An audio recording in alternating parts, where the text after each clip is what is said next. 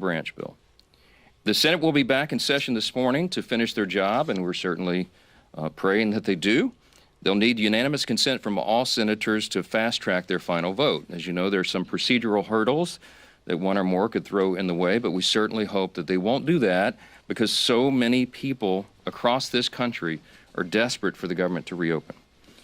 At the very moment that they do that final vote, I will call all House members to return to Washington as quickly as possible. We'll give a 36-hour formal and official notice so that we can vote as soon as possible to pass the amended CR bill and get it to the president's desk. As you all know, and he said as recently as last night, I was with him, and he told the press, he said, we want to get the government open. He's very anxious to get the government reopened and to end the Schumer shutdown. We all are.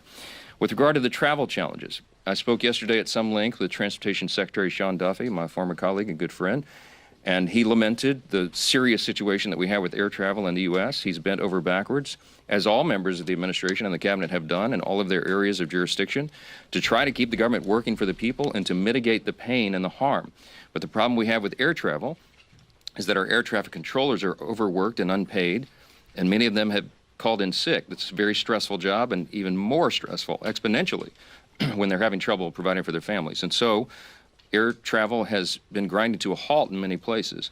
And as of Sunday, nearly half of all domestic flights and U.S. flights were either canceled or delayed. And it's a very serious situation. So I'm saying that by way of reminder. I'm stating the obvious to all my colleagues, Republicans and Democrats in the House. You need to begin right now returning to the Hill. We have to do this as quickly as possible. Now, we look forward to the government reopening this week so Congress can get back to our regular legislative session. We have a lot of business to do, as you all know, and we will be working in earnest. There'll be long days and long nights here for the foreseeable future to make up for all this lost time that was imposed upon us. I want to close with something that's important. I think it's important to say that this is genuine. I mean this sincerely. We applaud the 7 Senate Democrats and 1 independent senator who did the right thing. They decided to put principle over their personal politics. And my urgent plea of all my colleagues in the House, and that means every Democrat in the House, is to think carefully, pray, and finally do the right thing and help us to bring an end to the pain of the American people. This has gone on too long. Too many people have suffered, and it's long overdue.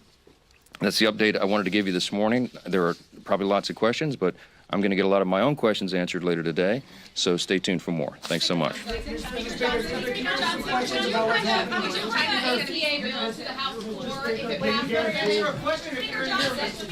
required to take a question. You're required to take a question. Is this going to be a fight in the House? The House floor to pass an ACA subsidy bill? Will you vote on subsidy?